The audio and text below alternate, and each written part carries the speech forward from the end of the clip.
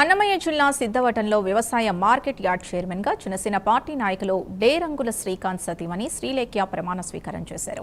ఈ కార్యక్రమానికి Rajampet Janasena party parliament సమన్వయకర్త అధికారి కృష్ణ, రాజంపేట టీడీపీ ఇన్ఛార్జ్ చెమర్తి జగన్మోహన్ రాజు ముఖ్య అతిథులుగా హాజరై నూతన చైర్మన్ కి శుభాకాంక్షలు తెలిపారు. వెనుకబడిన వర్గాలకు ఎన్డీఏ కూటమి ఎల్లప్పుడూ ప్రాధాన్యం కల్పిస్తోందని, ఒక బీసీ మహిళకు మార్కెట్ యార్డ్ చైర్మన్ గా అవకాశం కల్పించడం అందుకు నిదర్శనమని అధికారి కృష్ణ అన్నారు.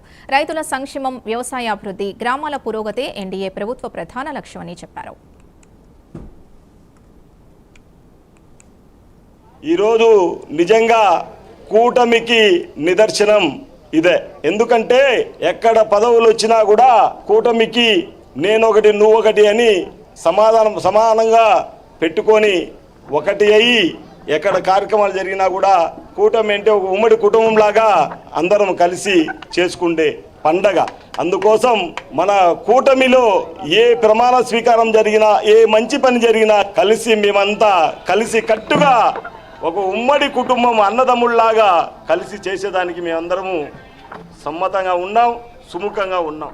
ఏ లక్ష్యాలతో అయితే ఆ రోజు చంద్రబాబు గారు, లోకేష్ బాబు గారు, పవన్ కళ్యాణ్ గారు మరియు బీజేపీ మోడీ గారు ఈ ఆంధ్ర రాష్ట్రంలో రాక్షస పాలన తరిమేయాలని కూటమి ప్రభుత్వాన్ని ఏర్పాటు చేశారో, ఆ కూటమి ధర్మాన్ని పాటిస్తూ కూటమి ఆశయాలు, లక్ష్యాలకు అనుగుణంగా ఇవాళ జనసేన మార్కెట్ కమిటీ చైర్మన్గా, తెలుగుదేశం పార్టీకి వైస్ చైర్మన్గా, మిగతా అన్ని పార్టీలకు చెందిన సభ్యులతో ఇవాళ ప్రమాణ స్వీకారం జరిగింది.